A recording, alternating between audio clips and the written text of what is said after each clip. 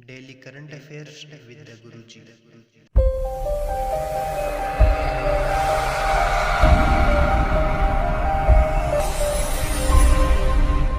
दोस्तों एक बार फिर मैं आपके अपने चैनल द गुरुजी पे स्वागत करता हूं। दोस्तों the Guruji is your one stop solution for schools and coaching centre which Leeds them towards business success. So any school and any coachings want to being digitalized, then they can call us. Mobile number और mail ID मैंने आपकी screen पे दे रखा है, तो आप हमें संपर्क कर सकते हैं। दोस्तों आपको पता है हम करंट अफेयर्स पढ़ रहे हैं, तो आज हम पढ़ेंगे दोस्तों 2 मई 2020 का करंट अफेयर्स। सो चलते हैं पहले क्वेश्चन की तरफ। पहला क्वेश्चन हमारा, हाल ही में किस संस्था द्वारा जारी की गई एक रिपोर्ट के अनुसार कोविड-19 के कारण वर्तमान में विश्व की आधी श्रमिक आबादी के लिए अपनी आजीविका खोने का खतरा बन गया है। दोस्तों ऑप्शन आपके सामने है, इसका सही आंसर होगा दोस्तों अंतरराष्ट्रीय श्रमिक संगठन। वर्तमान में विश्व की कुल श्रमिक आबादी लगभग 3.3 बिलियन में से लगभग 2 बिलियन श्रमिक असंगठित क्षेत्र इनफॉर्मल सेक्टर में कार्य करते हैं। कोविड-19 की शुरुआत के पहले महीने में ही इन श्रमिकों की मजदूरी में 60% तक की गिरावट देखी गई थी और वर्ष 2020 की दूसरी तिमाही में लगभग 1.6 बिलियन श्रमिकों के लिए अपनी आजीविका खोने की स्थिति बन गई है। अंतर्राष्ट्रीय श्रम संगठन ILO प्रमुख के अनुसार यह आंकड़े दर्शाते हैं कि वर्तमान में वैश्विक बेरोजगारी संकट और इसके दुष्परिणाम ILO द्वारा 3 सप्ताह पहले जारी किए गए अनुमान से भी अधिक गहराते जा रहे हैं। दोस्तों जो अंतर्राष्ट्रीय श्रमिक संगठन है, इसकी स्थापना 1919 में हुई थी। इसका जो मुख्यालय है वो जिनेवा स्विट्जरलैंड में है। वर्ष 1969 में इस संगठन को विश्व शांति के लिए नोबेल पुरस्कार से सम्मानित किया गया था। भारत इस संगठन के संस्थापक सदस्य राष्ट्रों में है और 1922 में उसकी कार्यकारिणी में संसार की 8वीं औद्योगिक शक्ति के रूप में वह अवस्थित रहा है। अगला प्रश्न देखिए दोस्तों, बजट पारदर्शिता और जवाबदेही, बजट ट्रांसपेरेंसी एंड अकाउंटेबिलिटी में भारत को कितने स्थान पर रखा गया है? दोस्तों इसमें भारत को 53वां स्थान मिला है। यह बजट पारदर्शिता के स्तर को 0 से 100 के पैमाने पर मापता है। इस सूची में न्यूजीलैंड के स्कोर के साथ प्रथम स्थान है, 87 के स्कोर के साथ प्रथम स्थान पर है। यह सर्वे अंतरराष्ट्रीय बजट पार्टनरशिप IBP द्वारा संचालित किया गया है। इस सूची में भारत को बजट पारदर्शिता और जवाबदेही के मामले में 117 देशों में 53वें स्थान पर रखा गया है।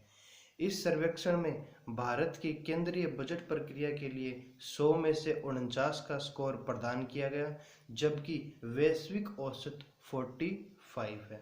इस सर्वेक्षण में सार्वजनिक संसाधनों का विवेकपूर्ण उपयोग करने के लिए सरकारी वित्त में उच्च स्तर की पारदर्शिता बनाए रखने का सुझाव दिया गया।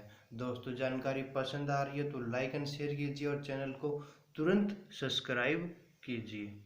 अगला प्रश्न है दोस्तों, हाल ही में किस राज्य ने डीजल, पेट्रोल और मोटर स्पिरिट के लिए कोविड-19 उपकर या सेस लगाने की योजना शुरू की है? दोस्तों नागालैंड ने ऐसा किया। दोस्तों कोरोना से लड़ाई के खिलाफ जारी जंग में देशव्यापी लॉकडाउन के कारण हुए नुकसान की भरपाई के लिए कोविड-19 सेस लगाया गया है। कोरोना वायरस के कारण लागू लॉकडाउन की वजह से नागालैंड सरकार की आमदनी प्रभावित हुई है।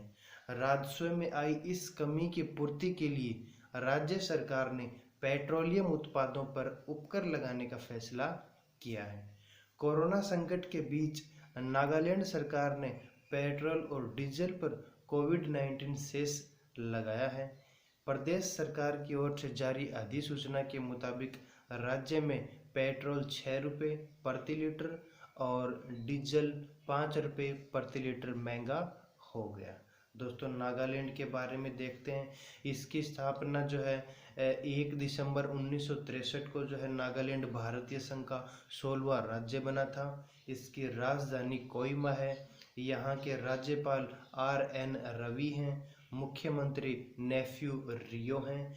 विधानमंडल यहाँ पर एक सदनीय है और कुल विधानसभा की 60 सीटें हैं। भारतीय संसद के अंदर इसकी बात करें तो राज्यसभा में 1 सीट है और लोकसभा में भी नागालैंड की 1 सीट है। इसका उच्च न्यायालय जो है वो गुवाहाटी उच्च न्यायालय है। अगला प्रश्न देखिए दोस्तों, एशियाई खेल 1962 की स्वर्ण पदक विजेता टीम के कप्तान रहे भारत के किस महान पूर्व फुटबॉलर का हाल ही में दिल का दौरा पड़ने से निधन हो गया? दोस्तों ये थे चुन्नी गोस्वामी।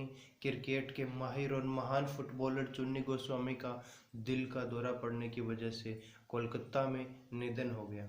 वह 82 वर्ष के थे।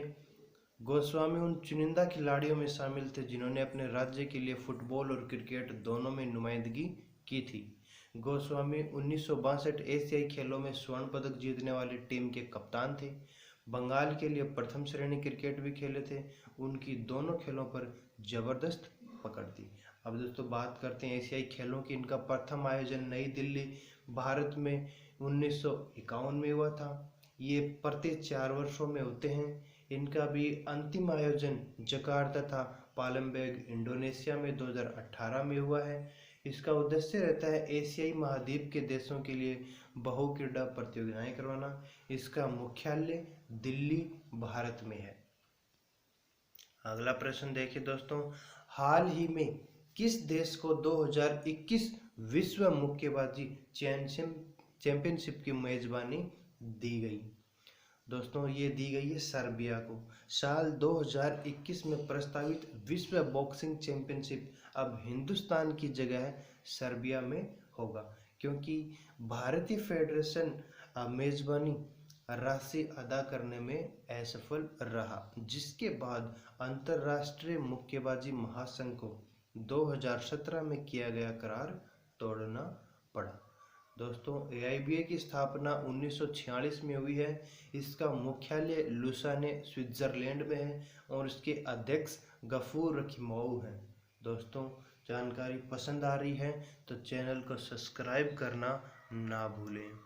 अगला प्रश्न देखिए दोस्तों, अमेरिका ने कोरोना वायरस से लड़ाई के लिए US agency for international development के जरिए किस देश को और 23 करोड़ रुपए देने की घोषणा की है? दोस्तों अमेरिका ने भारत को ये 23 करोड़ रुपए देने की घोषणा की है। अमेरिका ने कोरोना वायरस से लड़ाई के लिए US agency for international development USAID के जरिए भारत को और 23 करोड़ रुपए देने की घोषणा की है। इससे पहले अमेरिका ने कोरोना वायरस से लड़ने के लिए 64 देशों को लगभग 1302 करोड़ रुपए की वित्तीय मदद देने की घोषणा की है, जिसमें से भारत को करीब 22 करोड़ रुपए मिलने थे। स्थापना इसकी 1961 में हुई है USAID की और इसका मुख्यालय है वाशिंगटन DC में। USAID it means US agency for international development. अगला प्रश्न है दोस्तों, हाल ही में किस देश ने लेबनानी समूह हिजबुल्लाह की सभी गतिविधियों पर प्रतिबंध लगाकर इसे आतंकवादी संगठन घोषित कर दिया? दोस्तों हिजबुल्लाह को जो है जर्मनी ने आतंकवादी संगठन घोषित कर दिया है। जर्मनी ने लेबनानी समूह हिजबुल्लाह की सभी गतिविधियों पर प्रतिबंध लगाकर इसे आतंकवादी संगठन घोषित किया है और पुलिस ने कई शहरों में मस्जिद की संस्थाओं पर रेड की। बकौल जर्मन सरकार हिजबुल्लाह की गतिविधियों आपराधिक कानून का उल्लंघन करती हैं।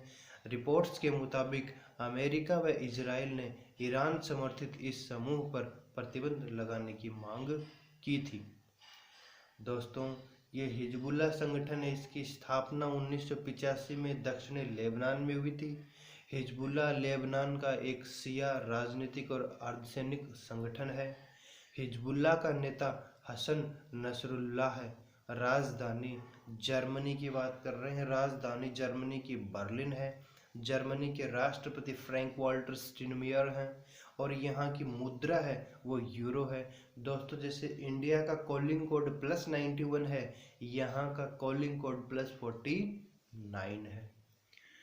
अगला प्रश्न देखिए दोस्तों, किस राज्य सरकार ने कार और जीप जैसे सरकारी वाहनों की खरीद पर साल भर के लिए बैन लगाया?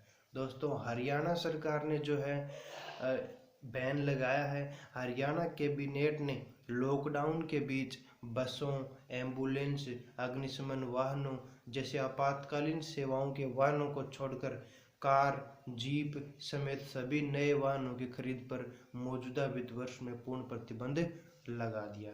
राज्य सरकार ने बताया कि अगर नई कार या जीप की सख्त जरूरत पड़ती है तो वाहनों की आउटसोर्सिंग हायरिंग की जाएगी। यह निर्णय मुख्यमंत्री मनोहर लाल की अध्यक्षता में हुई मंत्रिमंडल की बैठक में लिया गया है। दोस्तों हरियाणा की बात करते हैं। हरियाणा की राजधानी है चंडीगढ़। यहाँ का सबसे बड़ा शहर है वो फरीदाबाद है। घनत्व की बात करें तो यहाँ 573 पर किलोमीटर स्क्वायर घनत्व है। क्षेत्रफल यहाँ पे 44,212 किलोमीटर स्क्वायर है। कुल 22 जिले हैं हरियाणा में। हरियाणा का गठन 1 नवंबर 1966 को हुआ था। ठीक है। राज्यपाल यहाँ पर सत्यदेव नारायण आर्य हैं। मुख्यमंत्री श्रीमान मनोहर लाल खट्टर हैं जो कि बीजेपी से रिप्रेजेंट हैं। विधानमंडल यहाँ पर एक सदनीय है और विधानसभा की कुल 90 सीटें हैं। भारतीय संसद में हरियाणा की बात करें तो राज्यसभा की यहाँ पर 5 सीटें हैं, लोकसभा की 10 सीटें हैं और उच्च न्यायालय पंजाब और हरियाणा में।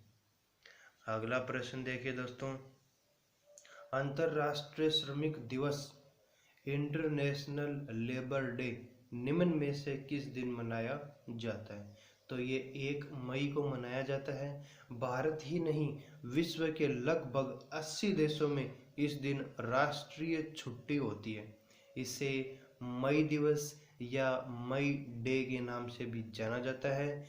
यह अंतर्राष्ट्रीय श्रम संघों को बढ़ावा देने तथा प्रोत्साहित करने के लिए मनाया जाता है। अंतर्राष्ट्रीय मजदूर दिवस मनाने की शुरुआत 1 मई 1886 से मानी जाती है, जब अमेरिका की मजदूर यूनियनों ने काम का समय 8 घंटे से ज़्यादा न रख जाने की हड़ताल की थी। भारत में मजदूर दिवस की शुरुआत चेन्नई में 1 मई 1923 को हुई थी। ठीक है दोस्तों। अगला प्रश्न देखिए, हाल ही में किए गए अध्ययन के अनुसार निम्न में से किस नदी पर चीन द्वारा बनाए गए बांधों के कारण अनुप्रवाह देशों में सूखे की स्थिति देखी गई है? दोस्तों ये नदी है मेकांग नदी। मेकांग नदी जो है चीन से निकलकर म्यांमार, लाओस, थाईलैंड, कंबोडिया और वियतनाम तक बहती है। इसे तिब्बत में दजा चू कहते हैं। इस नदी की लंबाई 4,350 किलोमीटर है और इसका स्रोत है वो लासा गोंगमा झरना है।